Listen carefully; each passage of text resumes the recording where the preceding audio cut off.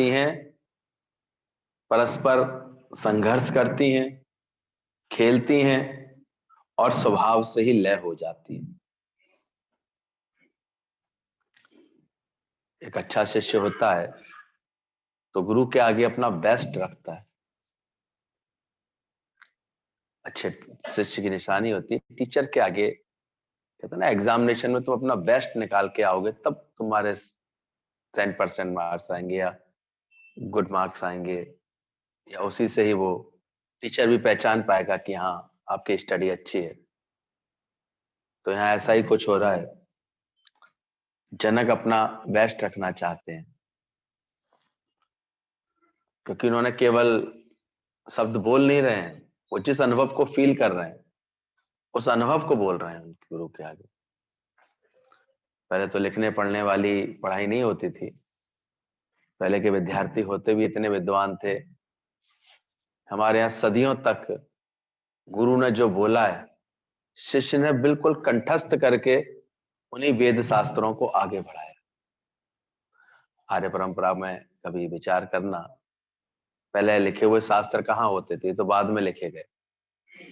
लेकिन पहले के आश्रमों में जो गुरु के पक्के शिष्य होते थे, वो जो गुरु के वचन निकलते थे वो उसको हृदयंगम करते थे, एकदम कंठस्थ करते थे। और गुरु के मुख से जो सूत्र निकला, जो श्लोक निकला, जो वाक्य निकले, महावाक्य निकले, उसको वो एज इट इज अभ्यास कर करके 2-2 3-3 टाइम उसको रिपीट कर करके नित्य प्रति उस पाठ का पठन कर, जैसे बार बार उसको दोहरा करके उसको ऐसे हृदयंगम कर लेते थे, हृदय में आ जाते थे उनके भी, कि फिर चाह करके भी वो फिर भूलते नहीं थे उनसे। इतना विपरीत होती है किसी भी चीज से, प्रीत जब होती है बहुत अंदर से जुड़ाव होता है, लगन होती है। अभी तो हम किसी से पूछते हैं ये दृष्टांत तुमने कल सुना था, सुनाओ जरा, तो वो चुप रह जाता है। मैंने कहा देखो शायद ध्यान से नहीं सुना इसने, या कदाचित अभी तक इसको बताने की ताकत नहीं महसूस होती अपने अंदर, अपना अनुभव नहीं बना रहा है ये खुद भी। वरना तो एक अच्छा जो है होता है जिज्ञासु और स्टूडेंट्स, उसको तो और खुशी होती है। अच्छे पढ़ने लिखने वाले ना, देखो टीचर अभी पूछता ही है तो पहले ही हाथ खड़ा करके एकदम इशारा देते हैं कि मैं बताऊं सर, मैं बताऊं। तो वहां अच्छा लगता है, पता लग जाता है। हालांकि कभी कभी उनसे पूछता नहीं है क्योंकि उसे तो औरों को भी होशियार बनाना है, वो किसी और को पूछ करके उसको चतुर, उसको सियाना बनाएगा, उसको समझ देगा। लेकिन कभी कभी फंस भी जाते हैं हाथ उठाने वाले, वो सोचते हैं हाथ उठा करके शायद हम बच जाएंगे, तो कहता है हाँ बताओ। केवल दिखावे के लिए हाथ उठा दिया किसी स्टूडेंट ने, क्लियर है नहीं उसको कंसेप्ट, और बस जब मैं हाथ उठाता हूँ तो गुरुजी पूछते नहीं है तो बचे जाता हूँ। इस भावना में आ जाता है कभी कोई, तो जल्दी से हाथ उठा दिया। हाँ गुरुजी ने उस दिन उससे ही पूछ लिया, हाँ बताओ तुम बताओ, तो बता नहीं पाया क्योंकि वो फिर एक खेल खेल रहा था गुरु के साथ कि हाथ उठा करके मैं जो है बच जाऊंगा। कुल मिलाकर के गुरु से पार कोई नहीं पा सकता है, वो सब जानता है। और ब्रह्मज्ञानी गुरु तो होता ही इस परमात्मा का रूप है, तो जानी जाननहार है, वो सब पहचानता है, वो हर घटकी जान लेता है। जितना जो अंदर से खाली हो जाएगा उसको दूर तक की सारी आवाजें, सारे संकल्प विकल्प उसके अंतर में आ जाते हैं। ध्यान रखना, अनेक अनुभवों से तुम्हारा जीवन गुजर रहा है। हम देखते हैं कैसे भावों का, संकल्पों का खेल होता है कि चाह करके भी भले शायद 30-35 साल सत्संग किया, लेकिन ये सत्संग ही है ये प्रकट नहीं हो पाया। खेल है। कहीं ना कहीं कुछ ऐसे भाव रखकर लोग बैठते हैं, वो इस चीज को नहीं प्रकट करना चाहते। वो अपने परिवार को ही, अपने खानदान को ही, या अपने और जगत की ही बातों को ही महत्व देते रहते हैं। ऐसा ही हो जाता है, क्या किया जा सकता है। इसीलिए कहते हैं कि तुम्हारा अपना उद्धार तुम्हारे हाथों में है, किसी और के हाथों में नहीं।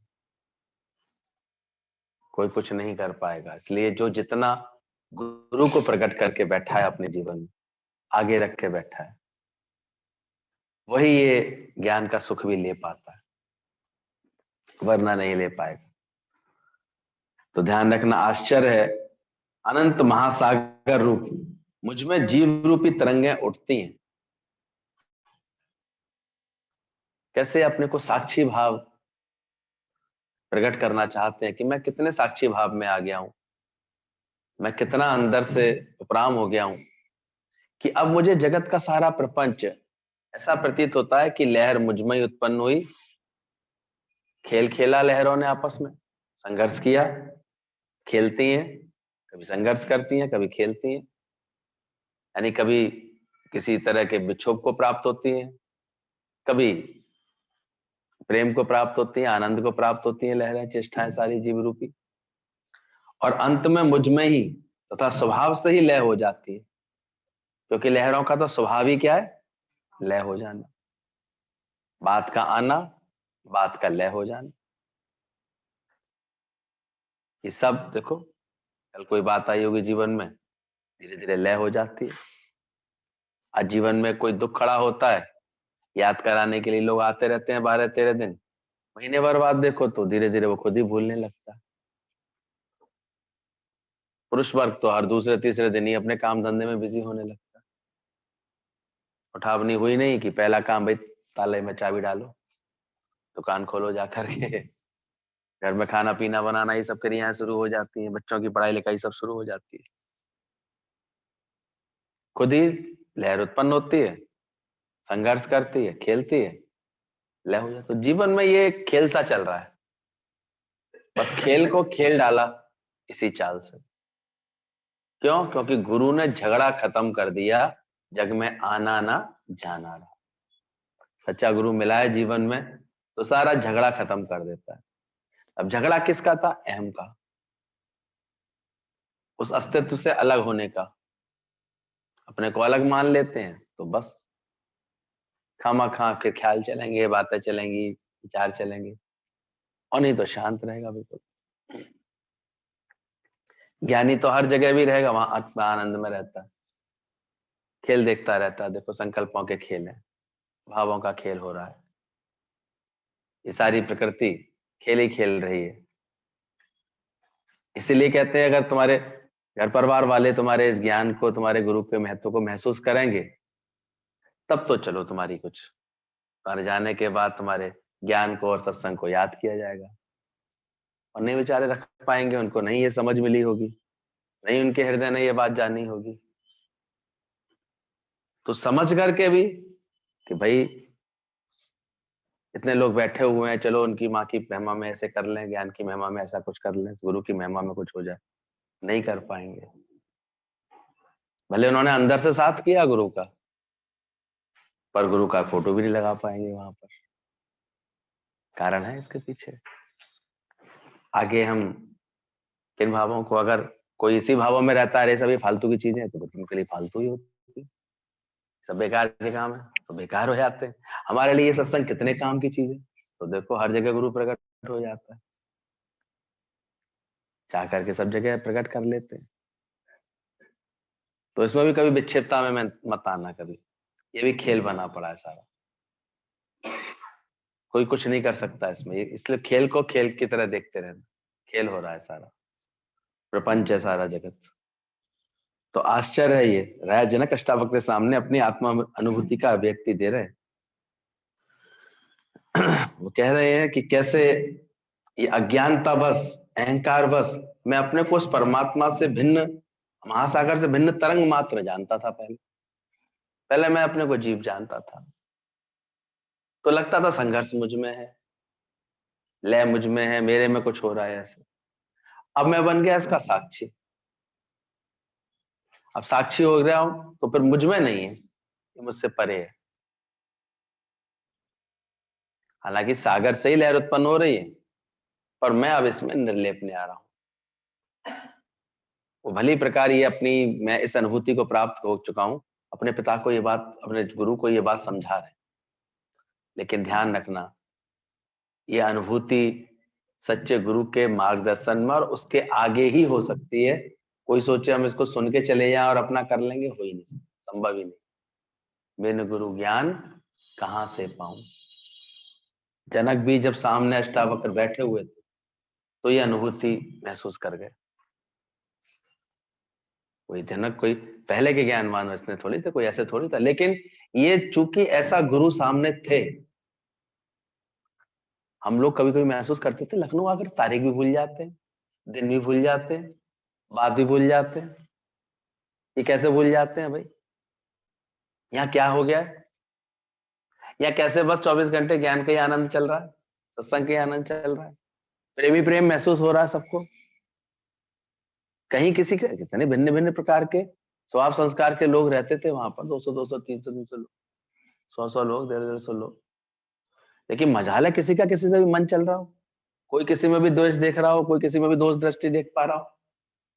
इन सब का प्रभाव उस सदगुरु की दिव्य भाव का था, क्योंकि वो समर्थ थे, वो सबके अंदर के भावों को गुम करते थे ना। सब प्यारा ज्ञान श्रवण करा देते थे, ऐसे अंदर की भाव जगा देते थे कि वो गुम हो जाता था। थोड़े ही समय में सब अपने को बदलने के लिए तैयार हो जाते थे, क्योंकि सबको ये लगता था क्राइस्ट मुझ में ही तो पैदा होना है, मुझ में ही तो पैदा होना। अभी भी कोई गुरु को लेकर के बहुत ऐसे संजीदा होता है, भाव में होता है, वो तो ऐसा करता दिखाई दे रहा है, पर भाव ना हो गुरु के लिए कुछ नहीं कर पाएगा बेचारा। आएगा, बैठेगा, चला जाएगा, और चार बातें और बना जाएगा कि वो ये कर रहे थे, वो ये कर रहे थे। कहाँ कर पाए? तो ये निष्ठा का परिणाम। ये अष्टावक्र जी वहां बैठे थे तो जनक ऐसा कर पाए। भले लगता जरूर है कि शिष्य की इतनी योग्यता, ऐसी पात्रता, ऐसा वो, लेकिन ये सब भी प्रकट कब हुआ? जब कौन मिला? जनक तो पहले भी थे, जीवन में कौन आया? तो सदगुरु मिल गए साचे रे। इसलिए कभी भी गुरु की महिमा और गुरु के प्रभाव को नहीं कोई विस्मृत करे। गुरु तुम ना मिलते तो कहां होते, गुरु तुम ना जगाते तो सदा सोते। गुरु गुरु बोल मन, गुरु गुरु बोल। तो आश्चर्य इसी चीज का है कि कैसे हो गया मुझे, वो आश्चर्य कर रहे हैं। मैं अभी तक तो अपने को जीवी मान रहा था, आज मैं कैसे ये आपके थोड़े से वचन सुन करके मैं ऐसे अनुभव को फील कर रहा हूं। मैं ऐसा महसूस कर रहा हूं कि अभी सब मुझसे परे है। हालांकि शास्त्र में ये बात भी लिखी गई है लास्ट में कि ऐसा अचानक ही हुआ, और ऐसा हमेशा से गुरु के सामने ही होना चाहिए। नहीं तो कभी कभी लोगों के अंदर ऐसी धारणाएं केवल बन जाए बोलने की, तो उनके अंदर कभी कभी ज्ञान एक विकृति के रूप में भी आ जाता है। ज्ञान एक सुंदर संस्कृति का नाम है, लेकिन कभी कभी केवल ज्ञान जो बोलना शुरू कर देते हैं वो विकृति दिखाते हैं। अगर गुरु उनके दिलो दिमाग में नहीं है तो, गुरु की शरण में नहीं है, उनका चित्त शरणागत भाव नहीं है अभी उनके हृदय में, तो हमने देखा वो आत्मा आत्मा ऐसी उनकी विकृति आ जाती है कि पागल होते तक देखे गए हैं लोग बाग इस ज्ञान के बाद, आत्मज्ञान के बाद। अजीब अजीब सी हरकतें करेंगे, अजीब अजीब से वो चेष्टाएं करने लगते हैं। देखा करो कभी ऐसे झूमने लगेंगे, ऐसे बड़ा आनंद आ गया, रोने लगेंगे, चीखने लगेंगे, तरह तरह की ऐसी ऐसी वृत्ति। वो समझते शायद यही ज्ञान है, पर ज्ञान है सिर्फ साक्षी होना। ज्ञान में कहीं भी कोई दिखावा अगर आ गया तो कदाचित वो ज्ञान के मार्ग से तुम भटके।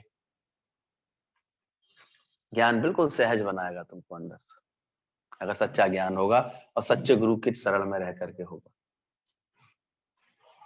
तो बिल्कुल तुमको हर वक्त हर हाल में बड़ा सहज और बड़ा जागृत बना देगा। फिर तुम्हारे चित्त की अवस्था होगी कि उसमें कोई ना सुख की लहर आएगी ना दुख की लहर आएगी, और बाहर कोई प्रपंच दिखावा लगेगा ही नहीं, और कोई भी जैसे तुमको छोटा नहीं लगेगा। ब्रह्मज्ञानी का देखन सब। कभी कोई अनुभव बताते हैं कहीं का, तो हम किसी को छोटा करके नहीं देख रहे होते, खराब करके नहीं देख रहे होते, हम तो उसकी महानता को और महसूस करते हैं। जैसा भाव और भाव का खेल होता है, उसमें क्या बात है? तो जैसा भाव रखे, जैसे भाव की एक एक वस्तु के तीन तीन भाव होते होते हैं कि नहीं होते हैं कभी कभी, ये पुराना चावल है इसके भाव अलग है, ये नया आया है इसके भाव अलग है, ये अच्छी क्वालिटी का है इसके भाव अलग है, और ये किन्नी वाला है 2 टन है ये, इसके भाव अलग है। कहने को तो चावल, फिर भी चावल अलग अलग है। ये भैया बढ़िया काजू है, अभी सीधे गोवा वाला है ये, इसके भाव सबसे अच्छे। और ये आलू टूक है, वो काजू के टुकड़े हैं केवल, इनके भाव अलग है। और ये पुराने साल के रखे हुए हैं, इनके भाव अलग है। तो भाव में परिवर्तन हो जाता है। कितने अनाज पुराने होते हैं, कीमती ज्यादा हो जाते हैं। तो पुराना गेहूं अच्छा होगा, पुराने चावल अच्छे होते हैं, जिनको अच्छी जानकारी होती है अच्छे खाने पीने की, जो समझदारी से इसमें अनुभव बना लेते हैं लोग, खाते पीते भैया देखो पुराना चावल ही लाना, उसमें टेस्ट होता है। अभी नए में टेस्ट नहीं आया होगा। नए आलू अभी जो आएंगे पनीले होंगे, ज्यादा रखे हो मत ले आना, नहीं तो मीठे मीठे निकलेंगे, जानते हैं लोग। सब्जियों को पहचान लेते हैं वो अच्छे लोग समझदार, डंठल देख के समझ लेते हैं कि कौन सी चीज कैसी होगी, ताजी होगी कि थोड़ी बासी होगी, रखी होगी। तो जो जितने जिस क्षेत्र में अपना अनुभव बना लेता है, अच्छा सुनार सोने को देखते ही समझ जाता है क्या होगा इसमें, खोट कितनी हो सकती है,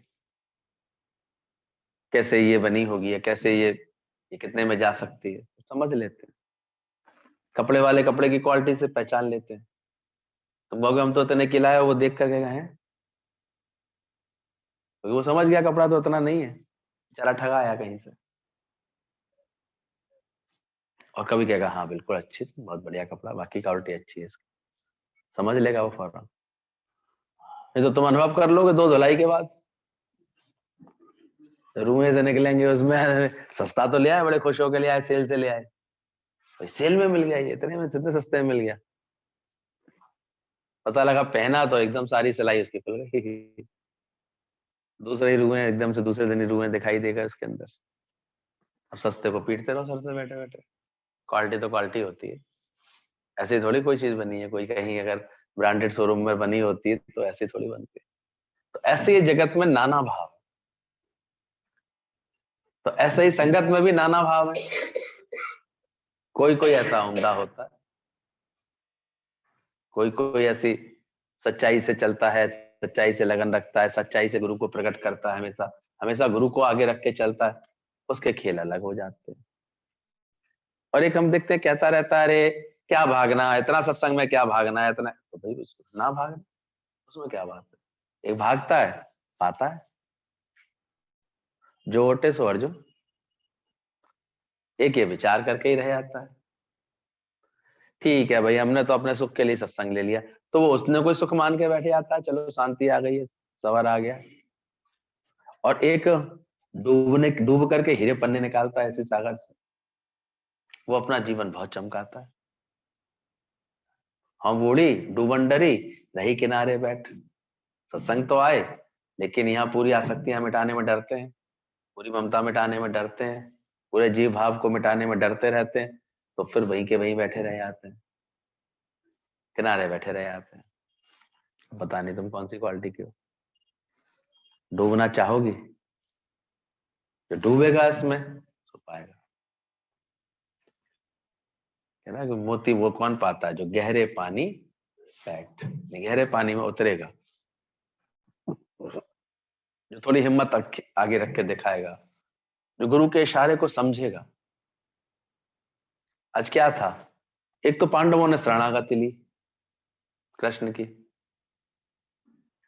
ऐसा प्रेम रखा, शरणागत लेने के साथ साथ भी हर क्रम में वो कृष्ण के इशारे को जानने की कोशिश करते थे कि कृष्ण का इशारा क्या आ रहा है। इस कारण वो युद्ध को जीत पाए।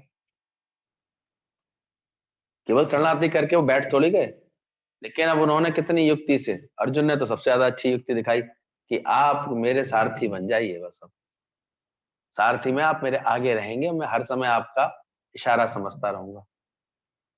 क्या बना लिया उसने, सारथी बना लिया। भीम भी नहीं मार पा रहे थे जरासंध को, लेकिन जब उन्होंने कृष्ण की तरफ लाचारी से देखा और कृष्ण ने चुपचाप उन्हें इशारा दिया, तब जरासंध को मार पाए। जब कृष्ण ने इशारा दिया ऐसे तब जाकर के दुर्योधन को वो खत्म कर पाए, नहीं तो नहीं कर सकते। तो इशारा चाहिए ना गुरु का। साकार का इशारा है कोई तुम्हारे जीवन में? साकार से कोई जुड़न है, कोई लगन है? जिसकी होती है उसको इशारा मिल जाता है समय पर। और जो इशारे पर चलता है वो अपनी अहमता ममता करता भाव को धीरे धीरे मिटा लेता है, अपने बंधन खोल लेता है। और नहीं तो मन तो ऐसा है, अगर गुरु कभी कदाचित कुछ कहेगा भी ना, तो उल्टा हम देखते हैं उसकी सुख बुद्धि, उसका ज्ञान, उल्टा गुरु कोई ऐसे करके, अरे तो ऐसे ही कहते हैं, ऐसे ही करते हैं, अपनी मनमानी करता रहता है। क्या मिलेगा उसको? माया तो बहुत मिल जाएगी। उसकी प्लानिंग तो वैसे भी दुनिया में करते रहते हो, कर लोगे। आजकल सड़कें बनी है, कितने देखो फटीचर लोग सब जो है, उनकी जगह की कीमत इतनी बढ़ गई है ना, करोड़ों मिल गए। गुर्जर लोगों को देखो, ऐसे लोगों को देखो, खेतियारी लोगों को। अब पैसे तो बहुत आ गए, बढ़िया बढ़िया उन्होंने घर भी बनवा लिए, बढ़िया बढ़िया बड़ी बड़ी गाड़ियां भी खरीद ली, लेकिन समझ वही है, तो लड़ाई झगड़े में ही रहता है इनका जीवन। तो माया तो बहुत मिल जाती, माया से कोई आनंद आ गया क्या तुम्हारे जीवन में? वो तो प्रारब्ध, जब तुम्हारी चेती आएगी बहुत अच्छी प्रारब्ध भी हो जाएगी, राजा भी बन जाओगे, चलो तुम कहीं के। संकल्प ही वही कर रहे हो तो वही तो मिलेगा। नित्य का सत्संग तो जो इसका संकल्प करता है उसको मिलने लगता है कि नित्य नित्य सत्संगत में जाऊं। तो ध्यान रखना इस बात को, हमेशा गुरु के बिना ये गति नहीं हो सकती। गुरु जब जगाता है तभी ये बातें अनुभूति कराता है। गुरु का भाव विराजमान है तो सब है। इसलिए जो समझदार होते हैं ना, वो हमेशा गुरु के संग की महिमा को महसूस करते हैं, पकड़ते हैं गुरु को हमेशा। और पता नहीं वो कौन सी समझदारी, या तो कुछ गुरु के प्रेम की कशिश थी या क्या थी, बहुत अच्छे से संग मिला गुरु का। लगभग पहले हर हफ्ते हफ्ते दौड़ लेते थे, फिर महीने में दो दो बार दौड़ लेते थे, फिर कैसे, फिर लंबा लंबा कहीं गुरुजी निकले तो वहां संग करने की कोशिश की, मतलब मिल गया। कुछ उन्हीं की कृपा समझी जा सकती है कि वो कैसे खींच खींच के बुला लेते थे। अभी तक तत्परता रहती है। इशारा मिलने की देर होगी, हम तो लखनऊ बैठे मिलेंगे, तो मिल नहीं रहा है अभी वहां से इशारा। अभी पूछ रहे हैं कि दीदी कैसे, कब बुलाएंगे, बताएंगे, अभी रुक जाओ, अभी संक्रांति होने, तो ऐसे करके बोला है उन्होंने, देखो फिर कब मिलता है इशारा। तो समझने की बात होती है कि तुम्हें कितना अंदर का शौक होना चाहिए, अंदर की लगन होनी चाहिए। बाकी तो गुरु को जहां तहां फिर बैठता है भगत तो प्रकट ही करता है। कौन उसके जीवन से प्रकट होगा? गुरु ही प्रकट होगा। लोग कभी कभी भ्रम में आ जाते हैं, वो उसके शरीर को देखते हैं, पर वास्तव में वो नहीं होता, उसका गुरु ही होता है। वो गुरु ही कार्य करता है। अगर गुरु को महिमा नहीं दी है ना, तो वो शांत बैठा रह सकता है, उसमें क्या दिक्कत है? हम कितनी बार देखते हैं, गुरु की लगन है किसी के मन में, तो कहाँ किसके कहां से कहां शरीर पहुंच जाता है, और नहीं तो बैठा रह जाता है, कोई दिक्कत नहीं। तो इसलिए गुरु को बोला गया, गुरु अगर सिंहासन पर है, हृदय के सिंहासन पर विराजमान है, तो सारे कार्य होंगे तुम्हारे। वो उतर गया तो बिल्कुल ऐसा ही है, इतना बड़ा सूरज भी बादलों में जैसे छुप सा जाता है। बादलों की कोई औकात नहीं है वैसे, उसी से उत्पन्न है बादल, लेकिन इतने बड़े सूरज को वो क्या कर सकते हैं? छिपा सकते हैं। फिर सूरज नहीं दिखेगा, तो एक दो दिन शायद सूरज नहीं दिखेगा, आ गए हैं कल से बादल। वो तो उसकी तपिश फिर ऐसी होती है, फिर निकल आता है। पर सूर्य कोई लुप्त थोड़ी हो गया। ये नहीं समझना कहीं गुरु हमारा लुप्त हो जाता है, ये चला गया। बस भाव जहां पर एकदम क्लियर हो जाते हैं, वहां एकदम पूरी पूरे जोश में प्रकट हो जाता है गुरु का भाव, गुरु का प्रेम प्रकट हो जाता है। और जहां अभी और भाव रखते रहते हो तुम, वहां गुरु अपने आप छुपा सा रहता है। तो गुरु बेचारा क्या करे, अब चुप जा कर, गुरु उसमें कुछ नहीं करता। हम ही अपनी चूक का फल पाते रहते हैं अंदर से। इसलिए जो समझदार होते हैं ना, वो छोटे बच्चे बन करके माँ को समर्पित हो जाते हैं। तो माँ मेला घुमाती है पूरा, लेकिन क्या कहती, हाथ पकड़े रहना मेरा, तू हाथ पकड़े रहना। हाथ अगर छूट गया मेले में, कुंभ का मेला है ये, बड़ी एग्जीबिशन है, इसके पता नहीं कितने रास्ते हैं कैसे, हाथ छूटा तो तू भटक जाएगा, फिर बड़ा जतन करना पड़ेगा तेरे को पकड़ने। इसलिए या तो पकड़ी रहती है, पकड़ाए रखती है, और छोटा है तो गोद में उठाए रखती है, लेकिन मेला पूरा दिखाती है। उसी की खुशी के लिए तो जाते हैं, बच्चों की खुशी के लिए तो जाते हैं मेले। तो गुरु भी हमको इस जगत में हर चीज दिखाएगा, देखो देखो खेल देखो, लेकिन मेरा हाथ पकड़ेगा ना। ध्यान किसकी तरफ रखना, मेरी तरफ रखना, तो फिर भटकने नहीं दूंगा। और जो मुझे भूल करके तू भटका, तो भटका, घूमे या फिर या थोड़े दिन, वो जो होगा उसके साथ। विषयों की नालियों में तो गिर ही आता है जीवन एटलीस्ट। इसलिए तेरा दर ना भूले, क्या ना भूले, ये ना भूले कभी, उसका संग ना भूले। पर हम अपनी हरकतें ऐसी करते रहते हैं। गुरु कितने तुम्हारे एक एक भाव को संवारता है, सजाता है, ठीक करता है। तुमको इतनी अकल है, तुम तो गुरु को ही दोष लगाने में, गुरु के घर वालों को ही दोष लगाने में देर नहीं लगाते। ऐसा क्या तुमने विशेषता धारण कर ली है, क्या समझ धारण कर ली? वो कभी भी आता है तुम्हारे तुम्हारे घर परिवार वालों में क्या दोष नहीं है? अपना आता है, फिर भी प्रेम देता है उनको, इज्जत देता है, मान देता है।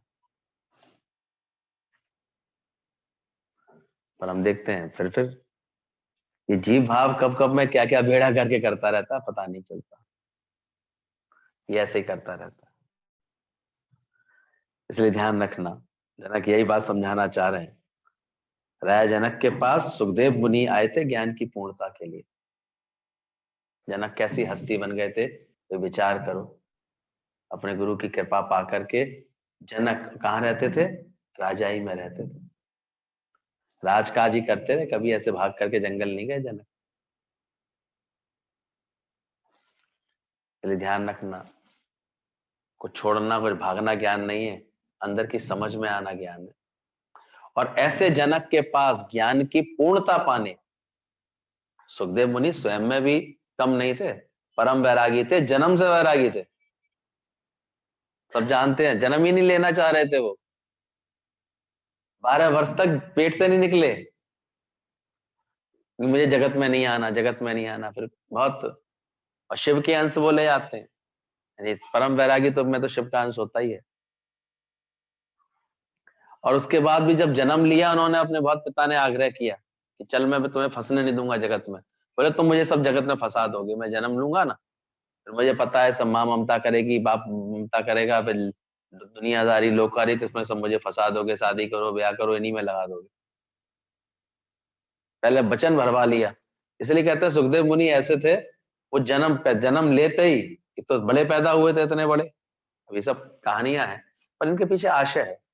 जो सही तरह से गुरु के गर्भ में पलता है, गुरु भी कहते हैं 14 वर्ष जिसने ठीक से साधना कर ली, उसकी वृत्ति पूरी सध जाती है, वो फिर उसे जगत का कोई आकर्षण नहीं रहता, वो सुखदेव मुनि की तरह फिर ऐसे विरक्त हो जाता है। 3-3 वर्ष तक किसी इंद्रिय का आप उपयोग ना करें, उसका रस अपने आप क्षीण हो जाता है। पर करें पूरी निष्ठा से, ये नहीं कि फिर कभी उस इंद्रियों का रस दिलवा दिया, फिर उस इंद्रियों को देखने का रस दिलवा दिया, सुनने का रस दिलवा दिया, भोगने का रस दिलवा दिया, चखने का रस, तब नहीं होता। और गुरु ये साधना सहज करवा देता है हमारे जीवन। इसको लगन अच्छी से गुरु की लगी आती है, देख करके भी क्या देखना। गुरु जी के साथ हम देखते थे बहुत सी लड़कियां रहती थी, लेकिन धीरे धीरे जो साधक जो तत्पर थी अपनी साधना करने में, तो धीरे धीरे अब कहीं मन नहीं जाता, क्या देखना है। हमने देखा शुरू में कि वहां इतनी जगह गए, ये लोग तो जो दो चार हैं खास, तो बस सेवा में ही है। इन्हें तो संकल्प भी नहीं आ रहा कि हम यहाँ पर कोई अच्छी जगह है, पिकनिक स्पॉट है, वो देख भी आए, कि यहाँ पर बोटिंग हो रही है तो हम बोटिंग भी कर लें, ऐसे नहीं। फिर गुरु जी जबरदस्ती लेके गए उन्हें अपने संग, तो गुरु के संग है, वो भी गुरु के संग है, तो देखने का शौक थोड़ी। तो अंदर की वृत्ति तो शांत है ना उनकी। और एक दूसरे दिन ही खुतर पुतर करता, गुरु जी यहाँ आए घूमा है, कराए ऐसे। हालांकि गुरु खुद ही जानता है कोई अच्छी जगह है, नई जगह है, तो अपने भक्तों को दिखाता है, प्रेमियों को दिखाता है। लेकिन खुद की इच्छा हो रही है, इसमें दोनों में अंतर है। बात तुम्हारी क्यों इच्छा हो रही है? जो साधक होता है वो जान जाता है कि मुझे अपनी इच्छा से नहीं करना, तो प्रेमी बन जाता है अंदर से। तो सुखदेव मुनि ऐसे ही थे। राजा जनक ने पहली परीक्षा ले ली थी, 3-6 दिन बताते हैं उनको बाहर ही खड़ा कर रखा था, दरवाजे के बाहर, अंदर भी नहीं एंटर करने दिया, आंधी तूफान सब, सर्दी गर्मी सारे उसमें। और फिर उनको 6 दिन पूरी तरह भुवों में रखा था, जैसे क्वारंटाइन कर दिया गया हो। बेचारे मिलने आए थे, और मिलने भी क्यों आए थे? क्योंकि सुखदेव मुनि को अंदर में केवल एक ये अभाव था कि मैंने इतने शास्त्र पढ़े, इसका उनके अंदर भाव आ गया। जब लौट करके वो अपने, उनके पिता का नाम क्या था? व्यास जी, अपने वेद व्यास जी, वो भी परम ज्ञानी थे। उनके पास जब लौट करके आए, तो पिता ने देखा इनका एटीट्यूड थोड़ा बदला हुआ, अब ये विनम्रता खो गए, क्योंकि वो झुकना भूल गए। पढ़ लिख के आए थे ना, तो जैसे कुछ हो गया, ऐसे करके पूरी तरह शिष्टाचार से उन्होंने प्रणाम नहीं किया। प्रणाम तो किया, लेकिन वो एक लोच होती है, वो खत्म थी उनके अंदर। पिता ने पूछा क्या किया? अरे पिताजी देखिए, मैंने सारे शास्त्र पढ़ लिए, पीछे गाड़ी आ रही है ना, सारे बुक्स भरी हुई है उसमें, सारे शास्त्र भरे हुए। पिता इससे भी समझ गए, देखो उसके कहने का अंदाज। जबकि ज्ञान तो ऐसी चीज है, ज्ञान अगर कोई पालेगा, तो मैंने अभी कुछ नहीं पाया, इस भाव में आएगा। और अभी भी उसके अंदर अज्ञान होगा तो कहेगा मैंने ये सब पा लिया, ये अहंकार करेगा। तब वेद व्यास जी ने बड़े युक्ति से उससे एक प्रश्न पूछा, क्या बेटा ऐसा कुछ जान लिया जिसके जानने के बाद कुछ जानना ना चाहिए, जानना ना पड़े? अब वो सोच में पड़ गए, ये क्या चीज कह रहे हैं। बोले अब कुछ और जानना शेष तो नहीं है? बोले अरे पिताजी, तो अपने अभी संस्कृत के ही शास्त्र पढ़े हैं, अभी तो और भाषाओं में शास्त्र हैं, दिल तो करता है वो भी जानूं, वो भी जानूं। तो वेद व्यास जी समझ गए, अभी भी इसको जानने की इच्छा है, इसका मतलब ये पूर्ण नहीं हुआ है। कोई भी इच्छा बाकी है तो मतलब क्या है इसका? पूर्ण नहीं है अभी चीज। कुछ करने की इच्छा है, कुछ पाने की इच्छा है, कुछ जानने की इच्छा है। उसके इसी दोनों व्यवहार से उन्होंने पहचान लिया कि इसको अभी पूर्णता की और आवश्यकता है। अब उसके अंदर उथल पुथल आ गई कि ऐसा क्यों? पिताजी ने पूछा। फिर पूछा पिताजी क्या मतलब है? बोले ब्रह्म ज्ञान तो उसे कहते हैं, ज्ञान तो वो होता है जिसके जानने के बाद कुछ जानना शेष ना रहे। परमात्मा का देखना तो उसको कहते हैं, उसको देखने के बाद कुछ और देखना शेष ना बचे। अब वो समझ गए कि कहीं ना कहीं अभी कमी है। बोले ऐसा कैसे हो सकता है? बोले इसके लिए तो फिर तुमको राजा जनक के पास जाना पड़ेगा, क्योंकि उससे बचपन से ही मैं परम वैरागी हूं, इसका एक गुमान सा था। मैं तो जगत में गया ही नहीं। हमारे गुरु जी कहते तुम शादी नहीं करोगे तो क्या कद्दू में तीर मार लिया तुमने, बहुत बड़ा लक्षण तो है नहीं, और भी तो लक्षण होने चाहिए। नम्रता है, निष्कामता है, प्रेम है, और कुछ है? तब उनको भेजा गया था जनक के पास, इन्हीं जनक के पास जो अष्टावक्र से अपना उद्धार किए बैठे थे, अपने को भी नथिंग करके बैठे थे बिल्कुल, और बड़े प्रेम से राजकाज कर रहे थे।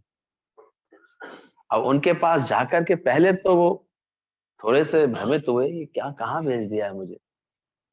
ये तो राजा का दरबार लग रहा है, ये तो राजमहल दिखाई दे रहा है, ऊपर से गेट भी ना खुले 3 दिन तक, बार बार खबर भेजें कि मुझे राजा जनक से मिलना है। रुको, भाई राजा जनक से मिलना है, बोले अभी रुको, अभी आज्ञा नहीं है आपको मिलने की। लेकिन ये अपने ऊपर कृपा बनाए रखे, उन्होंने जो है अपने अहंकार चूंकि नहीं था उनके अंदर, तो आने नहीं दिया उन्होंने उस चीज को कि नहीं अब मुझे मिलना है ना, अब जरूरत मेरी है तो मैं इंतजार करूंगा, मुझे मिलना है। इसलिए ध्यान रखना, हम देखते थे गुरु जी के दर पर ये लीलाएं बहुत होती थी। कोई इतनी एकदम से मिलने की ऐसे इच्छा रखता था ना, तो नहीं मिल पाता था। हाँ वो कृपा कर दे तो मिल लेता था। तो गुरु के दर पर भी गुरु की कृपा मिलवाती है, ध्यान। हम चाह करके नहीं मिल सकते उससे। और कभी कदाचित हमने कुछ युक्ति लगा के मिल भी लिए, तो अभी मिल करके भी नहीं मिल पाते। ब्रह्मज्ञानी गुरु तो ऐसा युक्ति वाला होता है, राजा आया तो दोनों संत लड़ने और लगे आपस में। वो कर्म ही देख के लौट गया, ये तो खुद ही लड़ रहे हैं, ये क्या मुझे ज्ञान सुनाएंगे, लौट गए। तब बताते हैं कि 6 दिन उसको उनको राज सुखों में रखा, राजसी सुखों में रखा, सारे भोगों के बीच में रखा, खाना पीना स्वाद, सुरा सुंदरी सब, सारे सुख। और चुपचाप वो कौन सी गेम चलता है ना, सब देख रहे, ऑब्जर्व कर रहे थे वो बैठे बैठे, बिग बॉस की तरह। जनक कि आया तो है मेरे पास, खबर तो थी उनको कि ये परम बैरागी है, वेद व्यास जी का पुत्र है, पूर्णता के लिए आया है, लेकिन पहले देखो तो इसका चित्त कैसा है। तब देखा उन्होंने, इसका चित्त तो ना तो भोगों में कहीं अटका, किसी बात में अटका, क्योंकि वैराग्य वृत्ति थी, किसी सुख में नहीं अटका उसका मन, और ना ही किसी तरह के ऐसे व्यवहार से कि आने नहीं दिया अंदर, और सर्दी सर्दी सर्दी और उसमें खड़ा रहा, पानी में तूफान में खड़ा रहा, तो उसको कोई ऐसे विक्षिप्तता नहीं आई, वहां भी विक्षिप्तता नहीं आई उसको, महल में विक्षिप्तता नहीं आई। तब जाकर के उसको दर्शन दिया, मिले उससे, मिले और उसको यही बोला फिर कि तुमको तो, जिसने अपना भाव रखा कि मैं ऐसे ऐसे आया हूं, मुझे पूर्णता का ज्ञान चाहिए, आत्म ज्ञान चाहिए, कहते तुम्हारे पास तो पहले ही ज्ञान है। तो इस बात से भी वो अहंकार में नहीं आए, कहते हैं ये तो आपका आपका खेल है, पर मुझे जो आप देना चाहें वो जरूर दीजिए। तब बताते हैं उनको उन्होंने, अब ये विनम्रता ही लानी थी बस उनके अंदर एक, बाकी सब तो पूर्णता थी, झुकना मुड़ना नहीं था बस पूरी तरह से, सही तरह से। ये बोध नहीं था अंदर में पूरी तरह से कि जानने योग्य सिर्फ एक आत्मा है, और क्या जानना है तेरे को। ये तो आत्मा बोलते रहते हैं, सुनते रहते हैं, अब ये पढ़ लूं, अब ये पढ़ लूं, अब ये कर लूं, ये जान लूं, यहाँ चला जाऊं, इसका सुने जाऊं, उसका सुने जाऊं, ये करते रहते हैं। ये तो सच्चा गुरु ये चीज पैदा कराता है, जिसको जानने के बाद कुछ जानना शेष नहीं है। एको ब्रह्म दूजा नास्ति, वो अंदर में ऐसा शांत भाव कर देता। तब बताते हैं जनक ने उनको जो है दिखाया, फिर तरह तरह के उनके अपने संशय जनक को लेकर के भी उठे। जब वो देख रहे हैं जनक को ऐसे राजशाही में बैठे हुए हैं कि एक पैर उनका जो है, अब महल में तो राग रंग सब चलते थे, बोले शंका आई उनको, ये कैसे। तब भी बताते उन्होंने सुखदेव जी को भेजा, बोले जाओ मेरे नगर में घूम करके आओ, देख करके आओ, और एक कटोरे में तेल दिया, बोले इसका तेल नहीं फैलना चाहिए, एक बूंद भी फैलेगी तो तुमको प्राणदंड मिलेगा। वो पूरे महल का चक्कर लगा करके आए, पूरे राज्य का चक्कर लगा करके आए, और लौट करके आए तो पूछा उनसे क्या क्या देखा। वहां पर जो एग्जीबिशन लगी थी वो देखी, वहां पर मार्केट में कोई रौनक देखी, कोई बात देखी।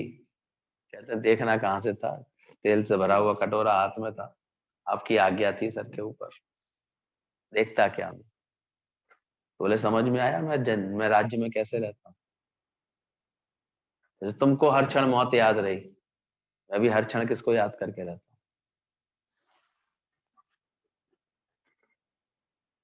एक अज्ञानी जो होता है, मौत के नाम से भयभीत सा दिखता है, मरने की बात मत करो, ऐसा मत करो। जिस मरने से वो ज्ञानी के मन आनंद, क्योंकि यही तो परम सत्य है कि जो हिलता डुलता बोलता चालता ये जो खोखा सा दिख रहा है, इसको एक दिन यही होने वाला है।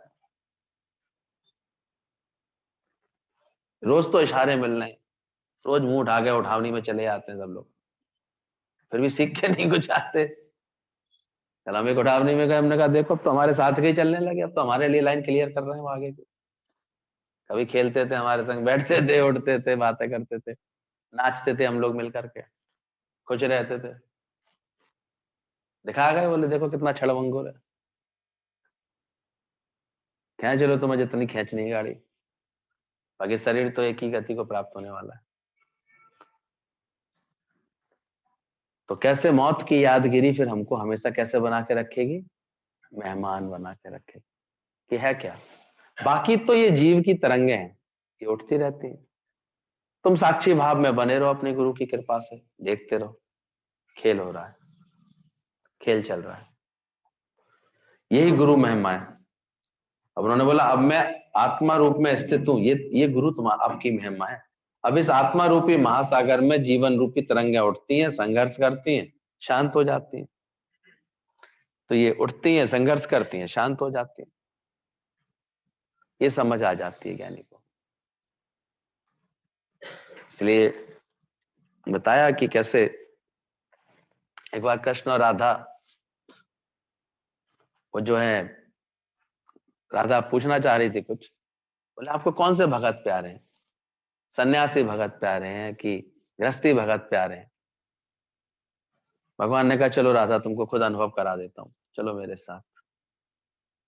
भगवान ने तो सुंदर एक ब्राह्मण का रूप बनाया, थोड़ा बुजुर्ग ब्राह्मण का रूप बनाया, और राधा को बहुत सुंदरी का स्वरूप बना दिया। अब वो पहुंचे एक सन्यासी के आश्रम में पहुंचे, सन्यासी कुटिया पहुंचे। सन्यासी के पास, वो भी भगवान के नाम में था, लीन था, भगवान की भक्ति में लीन था।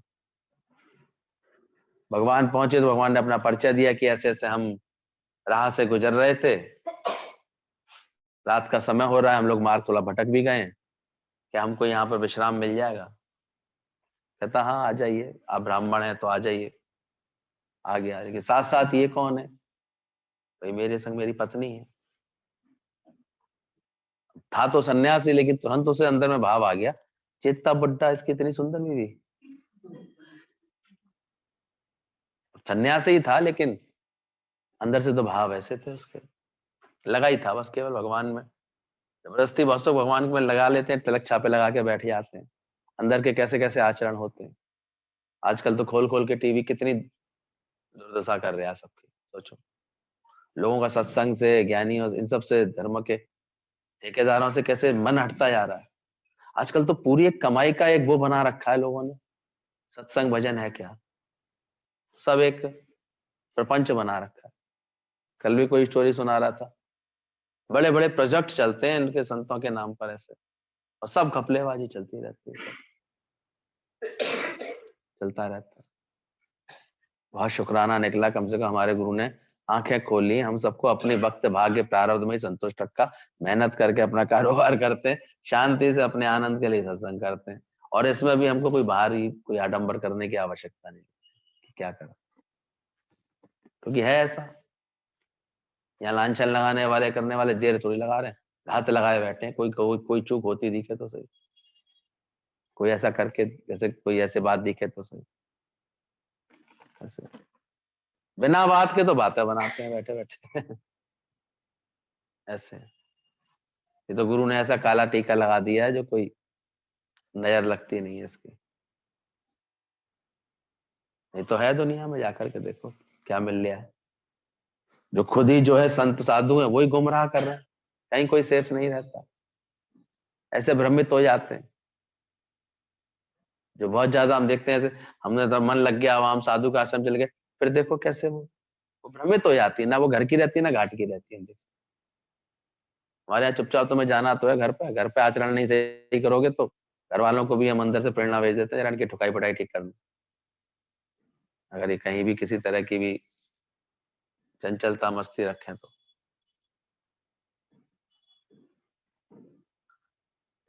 वहां तो अगर ऐसे हम देखते हैं, आ जाते हैं बहुत से लोग भावुकता में बह बह करके भाग चले जाते हैं संतों के पास, सब गुमराह से दिखाई देते हैं, भटकते से दिखाई देते हैं। और यहाँ गुरु अंदर से तुमको ऐसे पकाता है, अंदर का ज्ञान देता है, सच्चाई देता है, तुम्हारे अंदर ऐसी दिव्यता भर देता है कि अब तुमको सब ये मिथ्या लगेगा। बस बाहर बाहर अटकोगे नहीं, खेल खेल रहे हो, बस खेल की तरह खेलो, अटक नहीं रहेगी तुम्हारे अंदर। वो सन्यासी तो फिर ऐसा निकला, रात को जब वो सोए तो खुद ही बोलता है अपनी पत्नी से, कौन अंदर रहे कम इसमें कुटिया में, ये जो सेफ रहेगी थोड़ी सी, यहाँ पर ऐसे ही है, जंगली जानवर रहते हैं, पर खुद का जानवर जाग गया रात को, खुद ही खिड़की के रास्ते अंदर चला गया। कहता उस बुड्ढे के संग क्या कर रही है तू? मैं देख, समझ गई, भगवान आ गए, वहीं पे डंडा दिया उसे, बोले देख लो सन्यासी कैसे होते हैं, देख लिए ये क्या प्रपंच करके बैठे हैं। बोले चलो तुम्हें दिखाऊं दूसरा। एक गृहस्थी था, वो भी भगत था भगवान का, प्रिय था भगवान को बहुत, मैं घर में ही था, भजन पूजन संध्या करता था नियमित, बाकी कारोबार व्यापार जो था वो करता था, अपने घर बच्चों बाल बच्चों के संग राग रंग में बैठा भी हुआ था। लेकिन जैसे ही भगवान पहुंचे उसने तुरंत पहचाना भगवान को, और एकदम चरणों में सेवा के लिए बैठ गया। बड़ी आभा भगत की, बड़ी, और उधर की तरफ तो देखा भी नहीं कि कौन इनके साथ है, समझ गया भगवान के संग तो कोई भी माया होगी। और बड़ी सेवा की, बड़ी भक्ति की, उसने बुड्ढे को बाहर कर दिया, पहचान भी नहीं पाया भगवान को। तो यही गुरु इतनी अभ्यास करा देता है कि क्या तुमने भगवान करके जाना, या हर रिश्ते में भगवान दिखा देता है। तुम्हारे घर में जो मेहरी आ रही है वो भी क्या बोलते हुए आ रही है, कौन आई, मैं हरी, वो भी हरी है। जो ठेला लेकर के आलू बेचने आ गया वो कौन आया, शुक्राना गाया, घर पे ही सस्ते दामों में दे गया। और जब मन माया भी होता है ना तो पैसे गिनता रहता है, कल तो इतने सस्ते मिल रहे थे, आज तेज क्यों दे रहा है, पानी पड़ गया बेचारा, घर तक ले आया, ये बहुत है। पहचानो तो सही, भगवान आता है हर रूप में। दूध लेके कौन आ जाता है, सब्जी लेके कौन आ जाता है, सफाई करने कौन आ जाता है, बाल बच्चों के रूप में कौन आ जाते हैं, पर ममता देखने कहाँ देती है भगवान। तो वो भगवान को पहचान गया, ज्ञानवान था वो, बहुत आनंद बनाया उसने, भगवान की बहुत सेवा की। बाद में उनको भी खाना पीना, लक्ष्मी को बैठाया, लेकिन उसकी एक बार भी उसकी दृष्टि नहीं गई उसकी माया पर। वो इतने जेवर पहने, कुछ नहीं, कोई बात नहीं, केवल भगवान से मतलब था। तब भगवान ने बताया, बोले बताओ मुझे कौन से भगत प्यारे होंगे। तुम पूछ रही हो, तुम खुद अपने अनुभव से समझ लो कौन सा मुझे भगत प्यारा है। सन्यासी प्यारे हैं जो छोड़ के भागे तो जरूर है, पर मन में तो सारी माया धरे बैठे। फर्क क्या पड़ा है, घर बना के रह रहे थे, वहां आश्रम बना के रह रहे हैं, फर्क क्या कर लिया, वहां तो और ज्यादा सुख बना लिया। अपने बच्चे तो फिर भी नहीं सुनते बातचीत तुम्हारी, वो बेचारे शिष्य सेवक तो सारे समय जी हजूरी सी करते रहते, और बड़ी माया बना के बैठ जाते। तो गुरु ने इन सब से सावधान किया कि इन सब में पूरे सावधान रहना, शांत रहना, प्रेम में रहना, और जानना, अपने साक्षी भाव में रहना हमेशा। इसलिए हमेशा ये सच देख लेना कि पहले मेरे ऊपर ये माया शासन करती थी, अब मैं इस पर शासक बन गया। पहले ये जीव जो था ये मेरे पर शासन करता था, अब मैं इस पर शासन करता हूँ, मतलब ये मेरे अधीन है। मैं सारा एक खेल देखता रहता हूँ, खेल हुआ, संघर्ष हुआ, लय हो गई, उसके बाद चीज खत्म हो गई, आया चला गया, पर मैं साक्षी हूँ। इसलिए भले ज्ञानी के पास भी तरह तरह के कौतुक दिखाई देंगे, तुम उसके जीवन में सदना कसाई जरूर कसाई का काम करेगा, सेना नाई है तो नाईगिरी का बाल भी तो काटेगा ना किसी न किसी के, नाई है तो। कबीर जो लहा, कपड़ा बनता हुआ दिखाई देगा, लेकिन वो सब बनते हुए भी उनका चित्त किसमें लगा है, परमात्मा में लगा। सारे समय वो भगवान के ही भजन में गुम है। तुम भी ऐसा जतन करो अंदर से, इतना गुरु को आगे रखो। और ये ज्ञान इतना जरूर अंदर से विश्वास रखना कि सिवाय गुरु की जब तक कृपा होती है, जहां गुरु अंदर से उसकी कृपा की भाव हटा, तुम्हारी जुड़न खत्म, वहां फिर जीरो। जब तक गुरु है तुम्हारे साथ तभी तक है। कृष्ण जब तक इस सिंहासन पर, इस रथ पर सवार है, तभी तक बस वो रथ नहीं जला था। जैसे ही अर्जुन को बोले उतर जा, अरे प्रभु आप उतरिए पहले। बोले तू मेरी बात माना कर। बोले हाँ गुरु जी, उसे एकदम याद आ गई मैं गलत कर रहा हूँ। तुरंत उतर गया वो उतरा तो अब पीछे वो उतरे, कृष्ण उतरे। कृष्ण उतरते ही पूरा रथ क्या हो गया, जल के राख हो गया। कहता ये क्या माया हुआ? बोले जब अश्वत्थामा ने तीर मारा था ना, तभी ऐसा हो चुका था, ये जल चुका था। ये तो भगवान ने फिर अपने को प्रकट नहीं किया। कहते ये जो हनुमान जी का झंडा लगाया ना तेरे हाथ पर, इसकी वजह से बच गए। कृष्ण समझ गया झंडा तो पहले भी था, झंडा तो अभी भी नहीं रहा, ये तो तुम्हारे बैठने से ही था ये चक्कर सारा। तो ये सारा आनंद, सारा ज्ञान का भी सारा सुख अगर गुरु है आगे तो ही है। तो गुरु बिन ज्ञान कहाँ से पाऊं, और दीजिए दान तो हरि गुण गाऊं।